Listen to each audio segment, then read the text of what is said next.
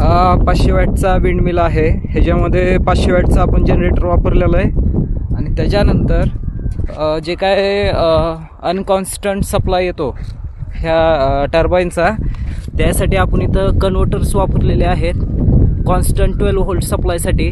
तर आता सध्या आपण विदाऊट बॅटरी मेजर केलेलं आहे व्होल्टेज. सध्या आपल्या इथं 12 व्होल्ट जनरेट होत आहे. आता बघा, हा जर आपण प्लग काढला, हा जे आलेला आहे वाइंड मिलपासून, हा जर प्लग काढला तर व्होल्टेज डाऊन होत आहे आणि हा लावला की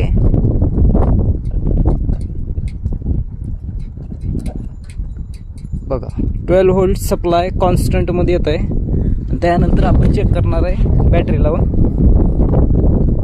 तर पहिलं हा वाइंड मिल जो आहे तो 360 डिग्रीमध्ये पूर्ण रोटेट होतो, ऑल डायरेक्शन्स कॅप्चर करत आहे. जे आपण डायरेक्शननं हवा येईल त्या डायरेक्शननं कॅप्चर करते. तर हा टोटली आपण थोडा PVC पाईप्स आणि लोखंडी जे काय आयर्न पीस आहेत, जे काय आपण बनवलेले आहेत स्वतः मॅन्युफॅक्चर करून, अशा प्रकारे वाइंड मिल आहे आपला. तर हे जे इन्व्हर्टर आहे, ह्या कन्व्हर्टर खाली आपण काय केलेलं आहे की इन्व्हर्टर जोडलेला आहे अशा प्रकारे. आणि ह्याचं स्विच जे आहे ते ह्या साईडनं दिलेलं आहे. तर हे ऑन केल्यानंतर हे इन्व्हर्टर ऑपरेट होत आहे. हा पण इन्व्हर्टर 500 वॅटचा आहे विथ डिजिटल डिस्प्ले.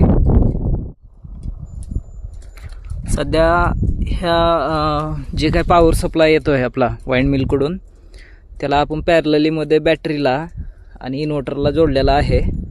आता सध्या पॅरललमध्ये बॅटरी आहे, इन्व्हर्टर आहे आणि पॉवर सप्लाय आपला वरचं जे जनरेट होतं आहे तो.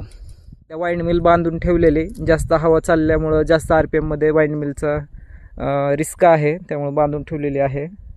त्याच्या अगोदर एक सांगतो की ह्याच्यामध्ये जे काय कंबाईन व्होल्टेज येत आहे, जे काय वाइंड पॉवरचं येणार आहे व्होल्टेज, त्यानंतर बॅटरीचं व्होल्टेज येणार आहे, हे पॅरललीमध्ये आपण काय केलं, इथं डिजिटल डिस्प्ले लावलेला आहे.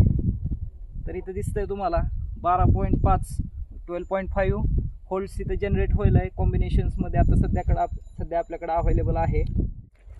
आता ह्या इन्व्हर्टरवर आपण 3 लोड चेक करणार आहेत सध्या. छोटा LED बल्ब आहे 10 वॅटचा, त्यानंतर 100 वॅटचा इनकॅन्डेसेंट बल्ब आहे, त्यानंतर आहे घरामधली जी काय LED स्ट्रीप आहे AC वरची, त्यानंतर मोबाईलचं चार्जर 65 वॅटचं चार्जर आहे. तर फर्स्ट आपण काय करू, LED बल्ब चेक करू. हा जो 10 वॅटचा LED बल्ब आहे बघा, हा 10 वॅट पॉवर सप्लाय कंप्लीट झालेला आहे, बल्ब ग्लो करत आहे. त्यानंतर आपण बघू LED स्ट्रीप, जी काय LED स्ट्रीप आहे ती ऑन करून बघू आपण. ही पण LED स्ट्रीप ऑन होते. आणि त्यानंतर राहिलं इनकॅन्डेसेंट बल्ब.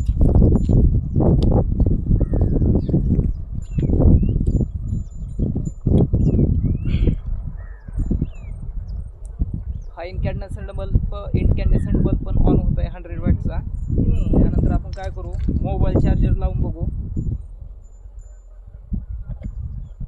हे 65 वॅटचं मोबाईल चार्जर आहे. तर ह्याच्यामध्ये हे बघा चार्जिंग ऑन झालेली 60% चार्जिंग आहे ह्याच्यामध्ये. सध्या आपण चार्जिंग ऑन झालेली तुम्हाला जवळून दाखवतो.